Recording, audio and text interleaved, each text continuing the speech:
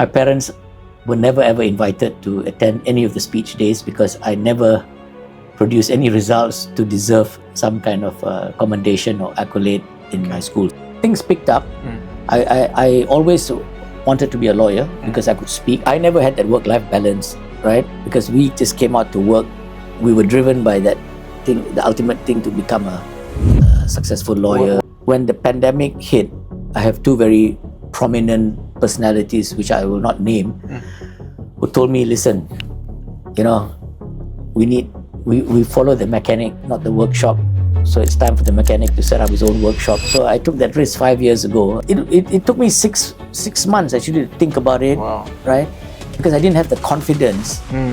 Because I've always lived under the umbrella of a big establishment, right? But again, sometimes it's divine intervention. If there was of course, there were sleepless nights also, because sometimes you don't know whether there's going to be work, no work, right? But it's good to have sleepless nights also. It's a test of our character. What was something difficult that you had to go through that the people closest to you or the people around you wouldn't be able to understand? So, I mean, some people say I'm arrogant, some people say I'm a big mouth, but at the end of the day, it doesn't matter, because at the end of the day, I know who are my friends, and I know who are my clients, and I know who I am. If I can do it, anybody else can do it. Okay.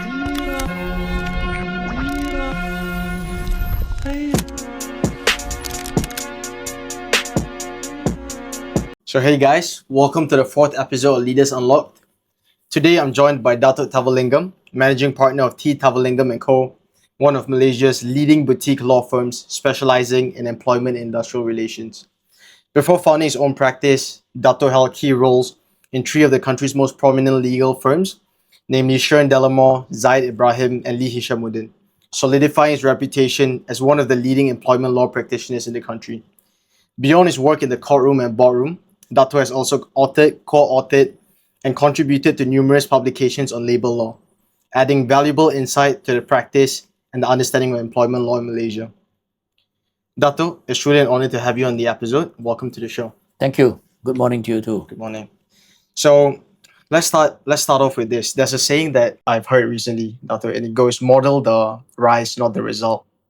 And to give context to what that means, essentially that, you know, someone like you, anyone who's successful that many people look up to, it's easy to be like, I wish I was in this person's shoes, or I really look up to this person. But what they don't see is what it took you to get there, right? So I'm sure there were a lot of struggles. There was a turning point in your career. There were a lot of ups and downs.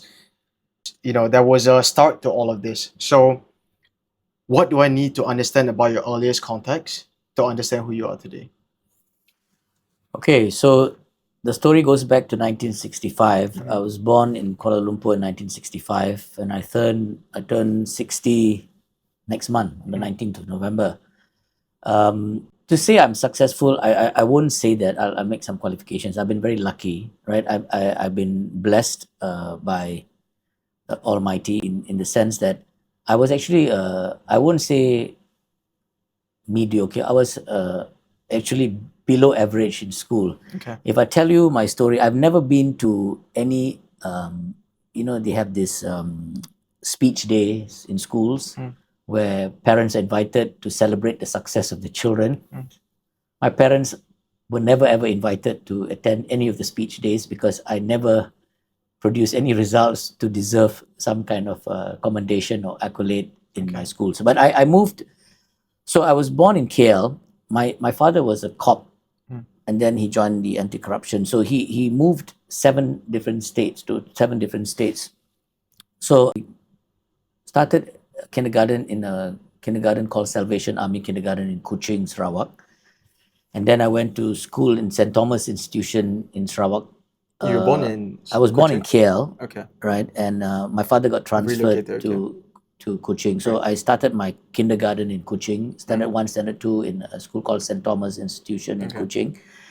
And then my father got transferred back to KL. So I came to LaSalle Brickfields, which is quite close to where I live in Spute now.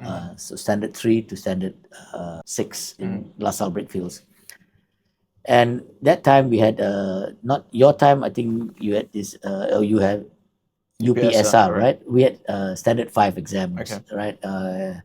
And I got 2 A's and 3 B's. whereas all my friends and my cousins had 5A. So I started, when you have results across the board, not internal results. Internal results, I was average, but when there was results to compare with relatives and friends, it was a disaster for my parents. Whenever they had to answer the phone, how did your son do? Right? That's okay. Then from there, I got into Victoria Institution, and that's for the simple reason my mother knew the State Director of Education. Okay. So he obliged to get me a place at the VI because my dad was from the VI. And so I was like second generation. Yeah. Right. So I went into VI. There was no streaming. All boys, right? All boys, yeah. There was no streaming. So I was placed in a class called 1A1. And I thought I was very clever, right? 1A1. There were 7 classes. And when we went to Form 2, after the streaming, I ended up in the second last class, 2A6, right? Because my grades were not that great. And it was a tough time for me because I had a cousin who lived with me, and he was from outstation. He studied with me, and we ate the same food.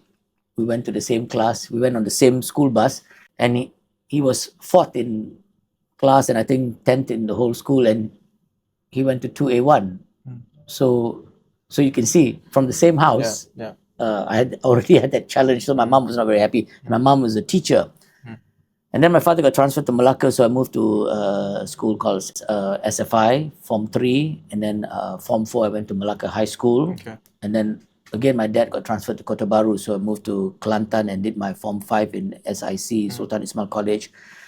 And I did pretty okay. I got a grade 1 for my Form 5, and some really good friends throughout my schooling. Right, if you look at my phone, I have a chat group, Victoria Institution, my primary school, La Salle Brickfields, SFI, Malacca High School, Sultan Ismail College, and it was good. We lived in the West Coast, then we moved to the East Coast, and I can even speak the local Kelantan dialect. I boleh kecek Kelantan. Okay. So that was good, and a lot of my friends today are still in touch with me. I have friends whose children read law, and my friend from Kota Baru, Abrizan, his daughter, was a lawyer in my firm before she set up her own practice in Kota Baru. So that connection still goes, and of course, to me, the glue is the WhatsApp. It connects, it keeps people constantly in touch, right? So, education-wise, as I said, I was below average because if you do the cut-off, I was the second last class, but things picked up. I always wanted to be a lawyer because I could speak. I couldn't add and subtract. So mathematics was out. Science was also out. But I was in the science stream. And then I went to Sri Inai. A lot of my close friends are still in touch with me from Sri Inai. And then I did my A-levels in London at Sri Inai was for what, uncle? to do A-levels. Yeah, okay. A-levels. But I didn't do well, so I had to resit my A-levels. So I went to the UK. Right. So I have to make that qualification. I did double A-levels, and I went to Davis's College in London. Again, I didn't do well, so I ended up at a polytechnic, Liverpool Polytechnic, which is now called Liverpool John Moores, and I actually received an honorary fellowship last year from the university. Wow. Yeah, so that was a great honor. I went back to the cathedral in Liverpool for that very formal ceremony. And after I finished my degree in Liverpool, I did the bar. Again, I didn't pass first attempt.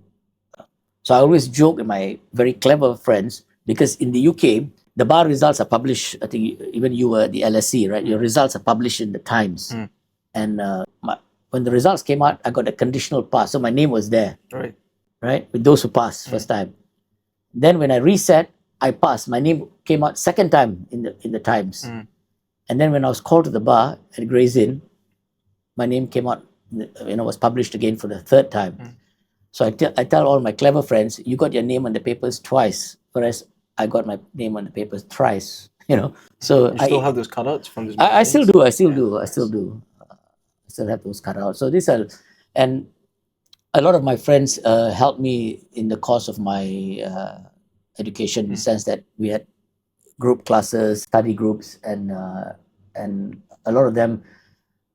I will name them on my 60th birthday, right? But these are the people who helped me. And then I then applied to chamber in a very established law firm called Shearn Delamore, and it was very sad because I didn't pass the first attempt. So I wrote in an appeal letter to my master, Mr. Very senior established lawyer Wilfred Abraham, and he was very kind. He replied saying, once you pass, you can come and report. So I was given that.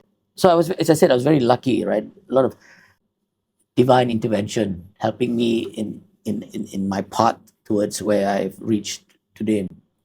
So I chambered for 9 months, and I did a bit of construction law under Mr. Abraham, but there was a vacancy in employment law, and my boss, Mr. V.T. Nathan, was a senior partner in Shearn, whose wife later, Professor Leela Nathan, became my children, Keshav and Sachin's pediatrician. Oh, wow. Right, she was in SUMC, so there was this connection there. So a lot of connections, and then I started at employment law, worked under a very good team. They are still very close friends of mine. In fact, my son Sachin, who you know, worked under some of my colleagues who I was with in Shearn, Vijayan, Sivabala, Raymond, So anyway, Raymond was the one who robed him, right, for his call. That's right. Raymond robed him, and Raymond is my.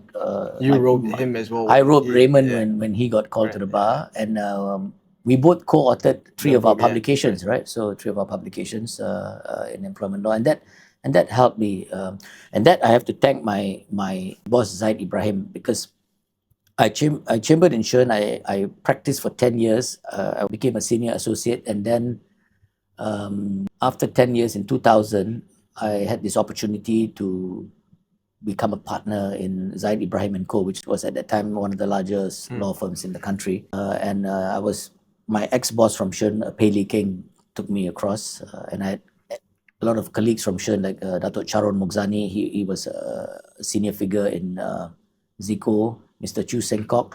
And these people basically gave me the opportunity, the platform to market myself. And I'll never forget Zaid, because he told me, he said, listen, who are your competitors in this particular area of law? The established lawyers. And I mentioned a few names. And of course, they are senior to me and they are much more established. And he said, have they written any legal publications or any law books?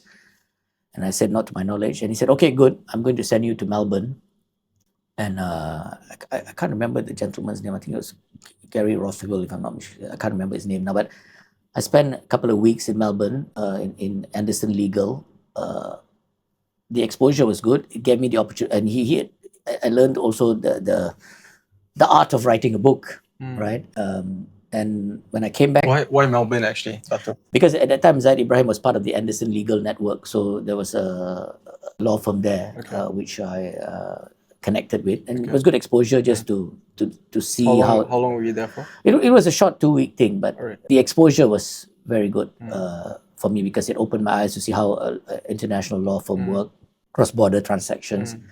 But more importantly, I also spent time looking at how legal publications were written by senior lawyers. And I came back and I spoke to Raymond and I said, listen, Raymond is a first-class honours University Malaya graduate.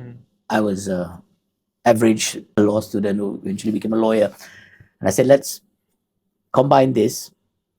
I have 10 years experience ahead of him, and he's got a first class, and let's write a book. So every morning he used to come. Sachin was a little baby. He'll come with his laptop, because I'm not computer literate. I always, if you see at the back, I have basically 2 screens, and the typing pad is on the other side, because I don't type. I keep telling my lawyers and my secretary, I'm a labor lawyer and I believe in full employment. If I start typing, they'll be out of a job. All right. So, and I still don't type. And my wife keeps telling me I need to learn how to type. But I said, you can't teach old dogs new tricks. I'm 60. Let somebody else type. And when my lawyers type, I keep telling them when I dictate, they're not here to do dictation, but they're learning something. There's some knowledge transmitted from what I tell and what they put onto the thing. It's like putting pen on paper, right? So then I had a good 10 years in Zaid Ibrahim. The book certainly helped profile both Raymond and I. I must say, it did help profile. How long did it take to publish the book? It took Right. us a couple of months because every morning, and I kept all the transcripts because I am super paranoid. I don't want to be accused of plagiarizing and all that. So every single, we wrote it down, and then Raymond typed it onto his laptop. But I still have proof of that written documentation, so that if it's challenged any day, I can show them that this is what I did. Yeah. And at good publishers also, CCH, Walters Kluwer. We published a few books. I mean, I did a book on redundancy, retrenchment, constructive dismissal. So these are my area of practice. So I always joke when people, when you say that I've specialized. Yeah, I've specialized. But there are many experts in this field. There are many lawyers, good lawyers. But when I attend conferences and they profile me, most of the profiling is done by some PR person, right? So it's always nice things, right? Yeah. And sometimes I have to confess it's exaggerated. And I hope I wasn't exaggerative when I gave an introduction. all these are from firm profiler. I mean, those days lawyers are not supposed to advertise, but things have now become quite open. People advertise, and I mean, of course, we're not like the USA, right? Where you see it on television also, but the profiling did help, and I always joke with people, when they said, oh, he's an expert. I say, if you ask me to do a Section 20 Industrial Relations Act case, I know I would be able to do it fairly competently.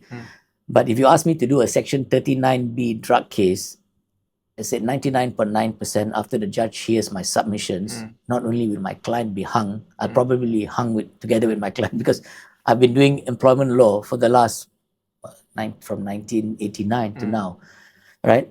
So I have to acknowledge the three firms I work with because they gave me the platform to be who I am, what I am today, right? Shearn, Zaid Ibrahim, and Lee Hishammuddin, right? I had very good bosses, very good partners. I also met a lot of very good clients.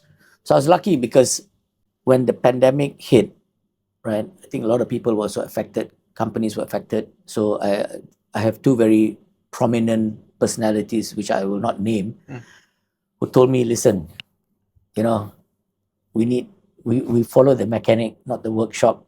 So it's time for the mechanic to set up his own workshop. So I took that risk 5 years ago. 6 of my lawyers, 5 of them plus me, we decided we'll go out and start afresh. And we've been very lucky. God has been very kind. The clients have been very kind. We grew from 6 to 13 lawyers. So in 5 years, actually we turned 5. The firm turns 5 next week, Right. 1st of November. Happy birthday in Yeah, advance. 5 years. Yeah, so 5 years. So we've come a long way. I mean, I can't believe 5 years has just come and gone. And I also operate in a low budget way, right? So I always tell my driver, I said, listen, there's no overtime, right? We're a budget firm. So if you want to work and do Grab or something, please proceed, but just don't use my car, right? And even the lawyers, I also believe in work-life balance. So I don't like to see people working beyond their working hours. If they can finish it, fine, right? Efficiency matters weekends. I mean, I have some very good lawyers. You met Manve and all that. They come in and they work very hard. But I think the work-life balance is an important component. I never had that work-life balance, right? Because we just came out to work and we were driven by that thing, the ultimate thing to become a successful lawyer. Why do you think things have changed? And why do you think there's more priority on work-life balance in this generation? This is looking at my kids, right? And I think the landscape has changed also in terms of there's a lot of competition, right? And then there's also a lot of those days a lot of things were done manually. Today a lot of things it's automated. You've got artificial intelligence, ChatGPT. I post a lot of things on LinkedIn. I call it LikeDin because people who like you, they just put a thumbs up, and if they don't like you, they don't say anything, right? Unlike other social media platforms. So there's a lot of changes, right? I until today, I'm not, even when I go to the bank, I still do things manually. I don't have online banking. So I always joke with my friends. I say, I'm not susceptible to these scams and all that, because I do things manually. I still pay my electricity bill. Oh my God! Manually. Over the counter. Yeah, and it's fantastic because there's nobody there in the counter because even my 89-year-old father pays it online. So when I go there, the lady say, sir, come, sir. Right? So, and it also gives me the opportunity to go out. I am from the old school. I prefer to go out, see people. If I want to buy a car, I'd rather see the salesman. But nowadays, you go to some of the showrooms, everything's on a screen. You pick what color you want. You can even do the hire purchase by just pressing buttons, right? I want to actually talk to the salesman or salesperson, get an opportunity to sit in the car, feel, the drive. So things are changing in that sense. A lot of things are just online. My wife buys a lot of things online. Suddenly the guy will be at the door giving you some Lazada, some new stuff. Whereas I like to go to the supermarket or the shopping center and walk around. And so coming back to where I am today, as I said, if you ask any of my classmates and my friends, they'll say, this guy was second last class, never attended speech day, right? Talked a lot. So that's why I chose law, right? But I have an incredible memory. I can even remember my teacher's car number plate and what car they drove in 1976, right? So that sometimes is a talking point, when you meet my friends, how's your dad? I remember what his Nissan Sunny car number plate. And I say, wow, you can even remember that. But so a lot of it, I always say, I'm a very vain person, right? So I like the word DIV because to me, divinity, right? Divine intervention helps a lot, DI, and I think every one of us must have certain amount of integrity because that is the yardstick I measure a person's character, right? Integrity. I mean, a lot of it. Some people are boastful. I mean, some people say I'm a big talker. Yeah, it doesn't matter. But I know deep down, I always search my conscience when I sleep at night. I sleep well because I know I've not done anything wrong. Right? And when I wake up in the morning, I'm also grateful that. So you said integrity, the people around you is what you value, right? The yardstick you use to measure their value. But how do you define integrity? I can't define it from dictionary, but I think it's by your conduct, right? How you behave, how you execute things, right? Yeah, it's very subjective how you assess people's response, but in the context of integrity. But to each is their own, And then, of course, the V, right? I have a lot of vision. I've always dreamt, I always used to say, I would like to do this. I would like to drive a nice car, and this, and that's vision. From a young age? From a young age, right? Yeah. I mean, till today, I wash all my cars because I used to help my father wash his car. So I know how to wash a car. So, and also to me, that's also a reflection of your personality. If you have a clean car, a clean interior, right? It's the same as like dressing well, right? How you present yourself, Yeah. And then the V is vision and vanity also. So I went to court. I don't know what I have. Yeah.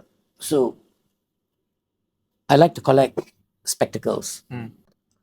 This is my favorite. So if you see, it's so I wore. Show it to the camera. Yeah. So this is so I wore this to court, right? And the judge said, "Counselor, by mistake, actually, you're not supposed to wear this to court." But I picked up because I have many glasses, right? So again, that vanity element. So anyway, the judge said, "Counselor, do you have a problem with your vision?" And I wasn't paying. I didn't understand. I thought, obviously, he's not got what I was trying to say. And I said, with respect, Yang Arif, he said, your glasses. I said, no, it's not a vision problem, but it starts with the alphabet V too. And he said, what? I said, vanity. My apologies. So this is my favorite pair, right? And it's a topic of conversation. Yeah. So I start my day with yoga, right? Every day I start my day with yoga. Yeah, for 15 minutes in the morning. Yeah. So that's part and parcel of my routine. When did you start implementing this into your daily routine?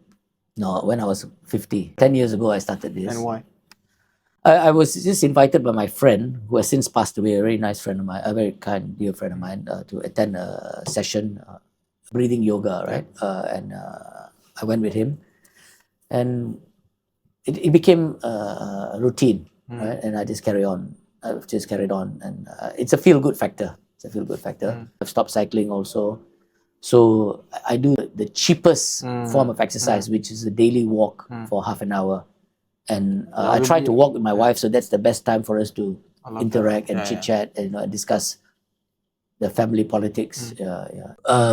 But I want to ask, Yeah, before you sure. carry on, I want to ask one question. So I love the DIV, right? So divine intervention, integrity, vision, and vanity. I just want to touch on vision. So you touch a lot on what you were like growing up, how your close friends wouldn't have predicted or believed if you were to tell them that you would have gone on to achieve all of these things because academically you Below average. a bit below average. But if the younger you were to meet you today, what do you think you would say? And how do you think you would feel? I really, it's going to be a difficult. It's going to be. I don't know how to answer that. But to me, at the end of the day, firstly, I think it's, if I say hard work, I worked hard, but I still couldn't pass. I don't know. Sometimes the relatives will come and tell you, "Don't worry, Tava, you will pass. Auntie knows you will pass." And I look at her and say, "What are you talking about? Right? I don't even understand what I'm reading." Right? So, but I think the power of prayer. I prayed really hard. So So you're always that- religious? It's not a showy religious, but I deep down inside, I have an altar at home which I start my day with a prayer of guide me through the day. And at the end of the day, when I go back to the same altar at night, I thank God for the day, right? So, I mean, I would think if I go back to my old self, I would still say that you have to have some form of integrity in anything you do. In anything you do, it doesn't have to be whether you're a lawyer, doctor, engineer, teacher, or whatever, right? The integrity is the component of utmost importance. And also, I think self-confidence, right? I knew, even though I was at the back and, results is so embarrassing when relatives ask you, right? But I knew, eventually I said, one day I am going to be able to reach that. You had that belief. That final ultimate target to become a lawyer, right?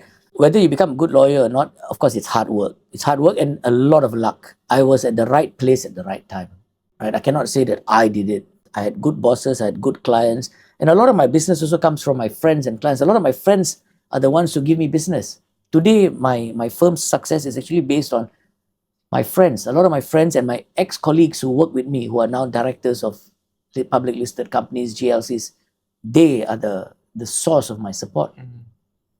So I think the other important component, other than integrity, is also have good friends. And you cultivate this friendship from young. And I used to have a book, I'll show this to you later.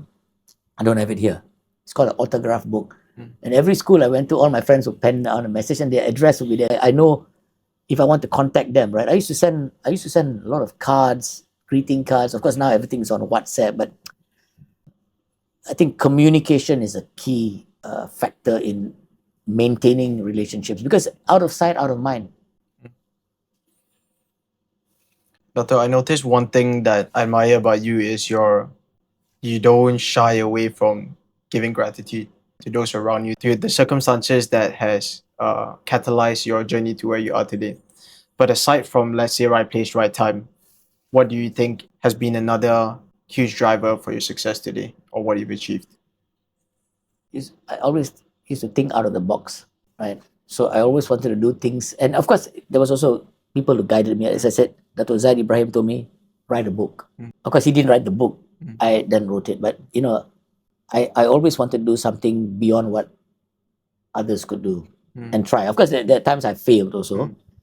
You cannot just take that part of this, wearing your blinkers and just carrying on saying, I'm going to do that. You obviously have to. But of course, you cannot also stray and go onto the wrong path, right? So again, this is where integrity, divinity helps keep you within calibrate. And occasionally I have to reboot also when I do something wrong. So I play the violin, and it gives me in some kind of a peace of mind and something to look forward to when I come back from work. Actually, there's one thing I wanted to touch on. So I remember you posted this in your LinkedIn, right? I think you stopped playing the violin at a young age. Yeah, so I learned the violin. I started the violin in Kuching, Sarawak at the age of 8, and then I came back to KL, played the violin till the age of 13. Then my father got transferred to Malacca, Kota Baru, so we didn't really have a violin teacher to continue with the. So I completed grade 5 theory and grade 6 practical, and then I just lost interest. So At my nephew's wedding, I met this. I call him the. You see him there. What's his name? I'll give you his picture. The hitman, David Foster. Okay.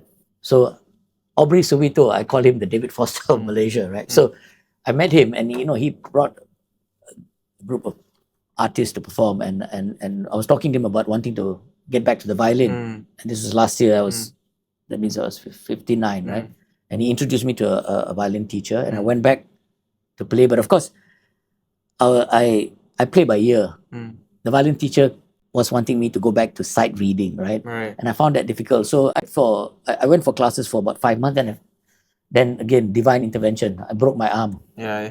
So I stopped the violin, and when I picked it back again, I just picked it up on my own. And if you see my LinkedIn post, I can play a few songs, a decent. What I have experienced, speaking to people elderly and things. Are you referring to me as elderly or no? I'm just No, joking. I put me on the spot there. Yeah. But just anyone, right? Let's say about the age of 40 or 50, it's easy to use age as an excuse, right? Whether it's learning a new skill or picking up something from where you last left off or experiencing something new, it's easy to be like, if you told someone, maybe even like what you did with the yoga, right? Your friend called you a few years ago, and it would have been easy for someone to say, yoga, I don't want to do that. Like, what's the need for me, right? I'm eating healthy. I've been okay this whole life, and like maybe the fear of trying something new, right? You seem like someone who's not afraid to try new things, even like you don't use age as an excuse, Age is just a number. and you truly believe that. Absolutely. I mean, I'm 60. I actually feel 40. It's amazing. Of course, I don't smoke, so that's one positive side. If I say I don't drink, I do. I used to drink, and then I've of course cut down, and then I go into this thing where sometimes I just say I'll stop drinking for 6 months. So I have not had alcohol for some time now. But my problem is when I start drinking, I don't know when to stop. So I've decided to stop for a while, tone down for a while, and it certainly helped me. It certainly helped me. So, but of course, to each is his own. Again, it's a very subjective topic. I'm not here to preach to others because I have my shortcomings also, right? But I think what is most important is belief in yourself. So I remember I was asked to speak to some students, and I just put the Nike sign, and then I put my standard 5 results and my form 3 results there, and then my graduation. So they were trying to understand. I said, Nike, what does it say? Just do it. So I said, if you look at my results, if I can do it, anybody else can do it. That is my motto. That is what has been driving me. That's why I do wear Nike shoes. So every time I look at the sign, I mean, not here, but I look at the sign and say, okay, I've done it. Yeah. Dato, I'm for sure, I'm 100% certain that the younger you will be really proud to see what you've gone on to achieve. Yeah, I mean, at the end of the day, as I said, I have been blessed, and again, I attribute it to my family, my friends, and actually my clients also, because a lot of my business is client based, Of course. and a lot of them support me and they introduce me to others. So I'm extremely grateful to the people factor, right? It's not the AI factor or I factor or the book factor. It's the people factor. The connectivity is as a result of people, right? So the human touch. So I mean, some people say I'm arrogant. Some people say I'm a big mouth. But at the end of the day, it doesn't matter, because at the end of the day, I know who are my friends, and I know who are my clients, and I know who I am, right? So I think that's the most important thing. But to conclude, I just want to tell you, at the end of the day, just search your conscience, because that will be your driving force. What do you mean by that? When you do something, right, you have to search your conscience whether you're doing the right thing or not, and whether what you're going to do is going to affect others, right, and how it's going to affect others, good, bad. Some people sadly do not have a conscience, right? So I don't know, but to me, I believe I have a conscience, and I believe that has been a factor in helping me achieve the desired results, right? and I'm 60 and I'm not ready to retire yet. So I keep telling my lawyers, I said, just pray that I don't drop dead. So we'll keep the firm going strong, you know? Yeah. Okay, no, that's an amazing segue. Your previous firm was Lee Hishammuddin, right? Where you were a partner. And then you said you had two figures in your life that told you that people follow the mechanic, not the workshop, right? No, that gave me the courage to set up. Otherwise, I wouldn't have left. But talk me through that thought process through your mind. I'm sure when you heard that for the first time, you went home, you slept on it, you thought about it, you didn't just open it the next day. No. What thought process? It took me many months because I didn't have the confidence. Because I've always lived under the umbrella of a big establishment, right? So it's a big risk. Yeah. So and that was a big risk. But again, I have to thank. I'll tell you, Sebastian Tay, David Tan, Faradini Zaini, Aida Yasmin Muhammad, and Rebecca Sunali Alfred. These were the 5 who followed me and supported me, because you can't do things on your own. Yeah. I also have to thank my wife who supported me. Of course, if you see my setup, it didn't cost me much. It didn't cost us much actually. Because everything was either from my house. This was my dining table. And then some of the furniture, I mean, a lot of it's from IKEA, and it's good quality furniture and at cheap prices. Like I'm not promoting, I'm not the brand manager for IKEA, but good quality at good prices, right?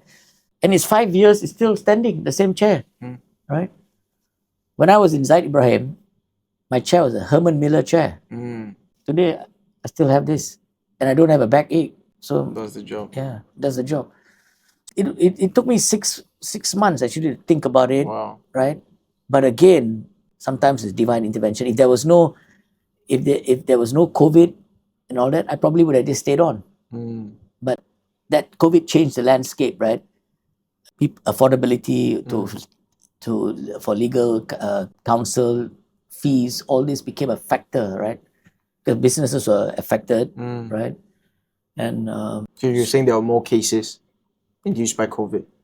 No. What I'm saying is, some businesses who couldn't afford the bigger fees. Okay. Right? So right. sometimes, of course, again, it's very subjective. I'm not saying that some people can afford, but what I'm saying is, it was a factor that some of my clients told me, listen, when you're in a smaller firm, your fees will be lesser, right? There's an unmet need in the market. Yeah, so many factors. There are many factors. Of course, there were sleepless nights also because sometimes you don't know whether there's going to be work, no work, right? Whereas in a big firm, everything is there. But it's good to have sleepless nights also. It's a test of our character, whether we'll be able to. You can never just have a smooth path or a smooth. You can't never travel on a highway which is smooth. There will always be a pothole here, there. There'll be diversions, right? So these are challenges which we took in our stride, and we worked as a team, right? And then you also then know who your friends are and who are not your friends. And I won't use the word enemy because I don't like negative terms, right? I always like to look at things positively, right? So, yeah, even if a person doesn't like you, it doesn't matter, right? Because there are other people who like you as well. That's a great mindset. So, Dato, aside from the circumstances imposed upon by COVID, like you said, it was almost easier to stay at your previous job because you had been. Okay, the other thing I have to tell you, I have to confess, I'm a strong believer in astrology. Okay. And my astrologer told me, do it. You will be running your own firm after the age of 50. So 55 was 5 years later. Great belief in astrology. That was one of the main factors actually. Wow. So, okay, 6 months later, you opened up your own firm. You had sleepless nights thinking about, whether tomorrow will be a busy day at work or whether it will be another. And then I said good bankers. The bankers were willing to give us overdraft facilities and all that to set up. We never used it, but that gave us some kind of confidence that we'll be able. And to me, what is most important is to ensure that the staff, because I'm effectively an entrepreneur, I'm setting up a business, right? I have to ensure that the people who support me are looked after first. So I made sure that we gave them good insurance coverage and we paid salary on time. Every month, salary was paid on time, right? Even in the early stages when... Yes, I would hold my salary until the rest are paid. And that's why until today, I would say 90% of the people who joined us are still... The 6 partners are still, except for David, who's retiring, the same staff, same driver, same dispatch. So human capital is your greatest asset, right? As an entrepreneur. Yeah. So it's not your tables and chairs and your your computers. Of course, that plays an important part in keeping a organization going. But so I think it's also important that we invested in our human capital. As I said, starting point is we made sure salaries were competitive. They were given protection in terms of good insurance coverage, both for hospitalization and every other component in the insurance package, and paid the salary on time. When you say competitive, in a sense that it's comparable to their previous employer. Yeah. Otherwise, why would they join? Why? Yeah. Of course. Yeah. Yeah. What was something difficult that you had to go through that the people closest to you or the people around you wouldn't be able to understand during the initial stages of setting up this firm? The security of having everything done for you. In a big firm, your insurance, your accounting, your marketing is all done by somebody else. My account in a big firm, your finance manager will sort it out. Your application for your yearly renewals for the bar certificate, your certificate of practicing certificate, your insurance is all done by others. Now you're personally involved, from administration to marketing, quality control. There are times where we have disappointed our clients by not reverting on time, right? Yeah.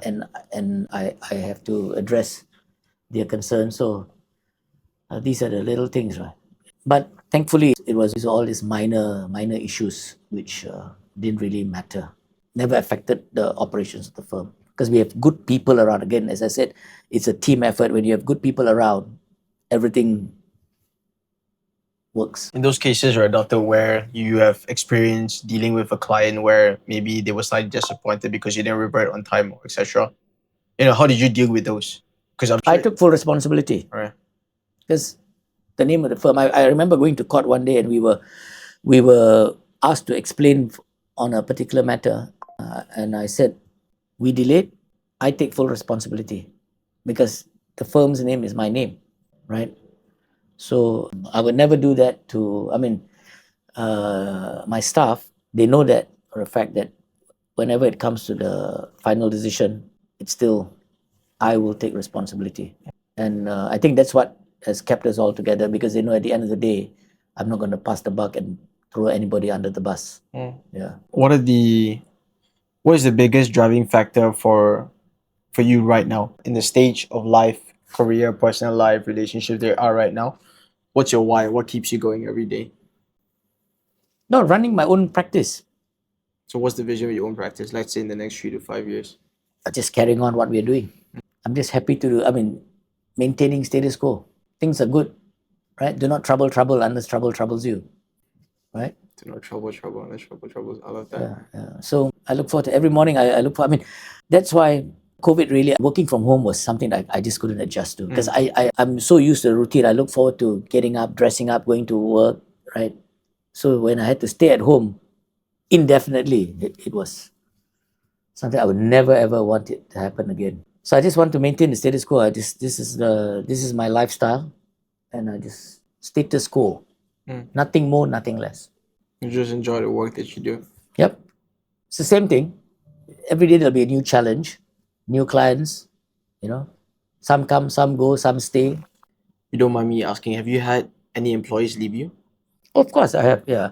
Not the core ones, but there are some who come, and some have gone in-house to our clients. The last lawyer went to a bank, and we do work with that bank too. So some have gone in-house, some have set up their own practice. One has gone back to Kota Baru to set up her own practice. But we are in touch.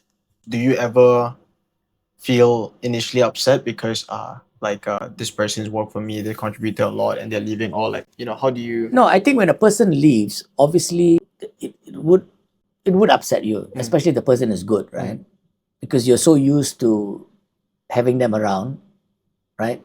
When my children went overseas, I was happy for them, yet I was sad. I was upset because they're leaving the house, right? So similarly, if a person leaves, I always say nobody is indispensable, right? And there's no such thing as blind loyalty. I have lawyers who have left and joined their family practice. I'm happy. I thank them for what they've given me during their tenure because they have helped us develop the firm and brought in income for the firm. Accordingly, they were also rewarded. But I wish them well, right? And I still keep in touch with them. Every lawyer who came to my firm was given a copy of my book because I want them to leave with knowledge, right? The purpose of writing the book also was to share, to impart our knowledge. One should never be selfish as an employer, right? And I think that is another factor. I find that my lawyers who leave me still come back to me with work. We have discussions, and you'll see quite a number of them at my birthday, right? Because I still consider them as part of the family. Some of them would have some interns. I've always told them they can always come back here. They can use our facilities. We have interns who come back. They can use our facilities. I mean, it's a small firm, but they can use our facilities, our resources, and I'll always be there for them to guide them and to be a source of reference if they need to pursue other interests, right? I will put pen on paper because I know them. There's this quote that I heard recently, so I love quotes, so I live through quotes. It goes, what you leave behind is not what is engraved in stone monuments, but what is woven into the lives of others. And I feel like you're a living testament of that. I hope so. I mean, I think it's a quotable quote. Time and time again, throughout this interview, you've mentioned you have attributed your achievements to those around you, and even running your own firm, you've said that it isn't a one-man show. It's always a team effort. It's your clients, the people around you, your friends, your families, your employees. I just want to tell you, one day I was driving and by Masjid Negara roundabout, there was a Mercedes-Benz flashing at the back. And I thought I had cut into their path. And as we went further, the guy overtook and asked me to move to the side. And his name was Azri. He was my father's driver, but he was part of our family. And he was then driving for a very eminent personality in a bank. He stopped me and he said, "Boss, bagi cut." I said, "Why?" He said, "My boss is a very eminent personality in a bank and looking for a labor lawyer, and I'm going to recommend you to." And I swear to God, that particular bank engaged me.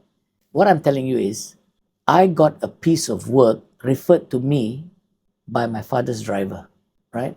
Not through some corporate client, not through LinkedIn. So what have you got to say, right? Again, it's that human touch. So I thank my father. If my father was a nasty boss, that guy would have just driven past me, right? So I'm just sharing with you Appreciate it. how I got life a piece has of work, its and that was a big client. So you've been working right now for what? Close to 40 years? Yeah. Do you have any regrets in your career, or maybe things that you had overlooked as an expense of focusing on your career? Do you have any regrets in life? Not at all. I never live on regrets because I think that's a very negative word. Have you always been this positive, Dato? Yeah, Yeah. yeah, Since you were a kid? absolutely. So, I look at things and I say, when my mother caned me, there was a purpose.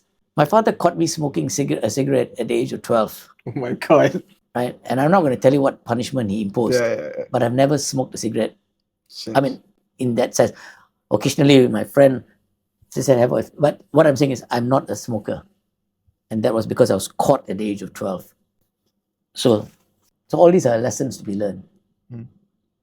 Remember there was a study conducted on people in their 90s and people in their 100s, and they were asked what is one of their advice they would give to the younger generation. And they said the things they regretted weren't the things that they did, but the things that they never did. And that stuck with me since. So, I think when I heard this like 2-3 years ago, I wrote down on a piece of paper what are the things that I haven't done yet that I will regret in 10 or 20 years time. One of it is starting this podcast, right? I felt like wherever this goes, I don't know. But if I don't start this, I feel like in 5-10 years time I regret not having started it and seeing where I can go with this. But yeah, which is why I asked the question. No regrets. So I know during your time at previous 3 firms, Lee Hishammuddin, Zaid Ibrahim, and Shearn Delamore, you were also doing independent work with government-linked companies. Yeah. If I'm not mistaken. So what unique employment or industrial relations challenges do these government-linked companies face that a purely private firm might not face? Like, what are the differences between the two? There's no difference because at the end of the day, the law is very clear, right? And even government-linked companies are like normal companies in the sense that they are all corporate employers. There's a difference between public sector and the private sector, right? Public sector is like, my wife works hospital, my parents, teachers, police officer, right? I mean, I think in Malaysia, there's been a lot of changes towards. You see recently the gig economy, the new laws there, the minimum wage, right? We've been progressing to accommodate the changes in the system in terms of the work environment. To me, at the end of the day, I always tell my client, you know what the law is, as long as you follow the proper process, right, there should be no problems. So to answer that question, I think there's really not much difference. Public sector is different because they have different statutory requirements. The private sector it's uniform across the board, and everybody is treated equally. For anyone else who's maybe looking to track down the entrepreneurship path, maybe is where they're setting up their own law firm, or maybe even aside from law, right? If it's finance or anything, what advice would you give to them? Have a proper checklist, right? Always, I mean, I was lucky because when I set up my law firm, a very senior lawyer, Dato Lim Chi Wee, he had given me a checklist of what I needed to do, what I needed to have, right? And I used that checklist as in the backdrop when I started the firm. So always have a checklist and also have some kind of vision and as to what you want it, which direction you want it to go through. But you always have to have a source document to refer back to. I always put things on paper and then I go back and check. You must always have something documented that you could look back to and see, your budget, your clientele, your people. Because if you don't have the budget and the financials, how are you going to get the people to come in, right? So you cut your cloth according to your needs. In the context or within the context of employment industrial relations law, how do firms differentiate themselves in terms of fee, aside from fees, higher fees, lower fees? How do they differentiate themselves to clients? What causes client retention, client acquisition? No, I think at the end of the day, all lawyers are generally competent people, right? When you're admitted as a advocate and solicitor, you have met all the criteria. Right. The moment you start practice, you're a competent person. Now, client retention, I think at the end of the day, a lot of it is how you manage the client, right? It's an experience. It's how you manage your turnaround time, your communication, your ability to address their issues. Right, the clients don't want you to tell them what the law is and write a 20-page opinion, right? They want you to give them a solution. And I think what is most important is you have to be honest with your client. If you don't have a good case, you have to tell them from the start and not mislead them, right? So this goes back to that integrity component, which I told you from the start, right? I know some clients may not want to hear that, but you have to tell them the truth. And again, you have to search your conscience when you work on these kind of things, right? Have you ever acted against your conscience in hindsight? No, never. That's why I can sit here comfortably and I think if this is a podcast, there'll be no client of mine who say that, listen, he did something that was morally or legally wrong. And in terms of, so you mentioned having a client where maybe their case isn't as strong. I'm not too familiar with the world of law, but what's your thought process when trying to figure out whether you should litigate or settle an employment case? You look at the strength and weaknesses of the case, right? And then also that there's always this commercial point, right? Sometimes we settle a case purely from a commercial point, right? From a commercial perspective, instead of fighting all the way and incurring costs and delaying the matter, right? So you want to find a win-win situation. You see, ethos of the Industrial Relations Act, which is the primary act in terms of industrial disputes, is amicable settlement of matters, amicable resolution of a matter. It's like family law. The ultimate aim in family law is not for one person to win, one person to lose, right? It's for an amicable resolution, right? Okay. So similarly, employment law is like family law, right? Two parties get together and they work. If things don't work out, there are many options. You can mutually part ways through mutual separation, right? Of course, dismissal is always the last resort. But there are some times where you have a recalcitrant employee which cannot be helped. Again, there must be evidence. With no evidence, you will not.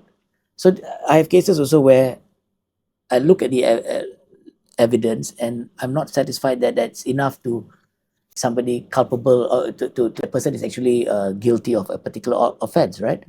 So I would advise my client saying, listen, hold on because you don't have enough, right?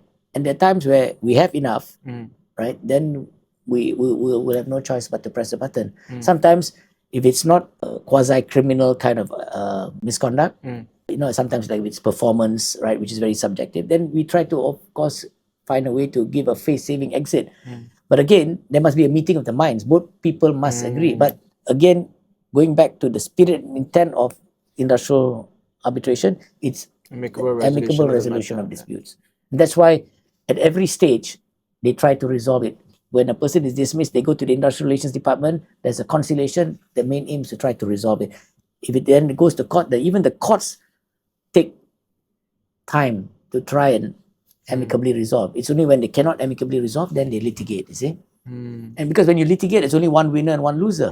So sometimes it's good to have a time. I mean, by the time a person is dismissed, come to court, takes 3 to 4 years. Sometimes time heals. So people look at it differently by the time the case comes to court because they found another job. They don't want. You've experienced that before? Oh yeah, so many times. Yeah, sometimes the has been dismissed is really angry at the time. Of course, I don't blame anybody. If you are dismissed, would you be happy? Of course, you will not be happy, right? But 3-4 years later, they found another job and they are prepared to try to amicably resolve. But again, it always depends on the facts and circumstances of each case. Dato, we have a closing tradition on this podcast where the last guest leaves a question for the next guest, not knowing who they be leaving it for. So the question is, if you could go back in time to relive one exact moment, where would you go? I think my wedding. Yeah. Yeah. It was on the 7th of April 1995 at the Scott Road Temple in Brickfields. Because I never expected anyone to want to marry me. So how did you propose, if you don't mind me asking, Dato? I was introduced to my wife by a lawyer in my firm. Yeah. So, of course, she was a bit reluctant because she said I was a big name dropper. But I pursued her relentlessly and eventually she said yes. So, we've now been married 30 years. Amazing. I love that. Anyways, it's been a real pleasure. Thank you. Talking to you. I've learned a lot from you. Very insightful. Just remember the Nike Just logo. Yeah, Just I do think everyone listening should definitely adopt that. It's just 3 words, but it's very impactful. Just do it. Yeah. Yeah, Dato, if anyone was to keep up with what you do and what you're posting and stuff, what would be the best place to keep up? Would you LinkedIn? LinkedIn. Liked it. Liked it. Okay. Yeah. All right, Dato. Thank you. Thank you so very much. Thank you. Pleasure. Thank you. Thank you.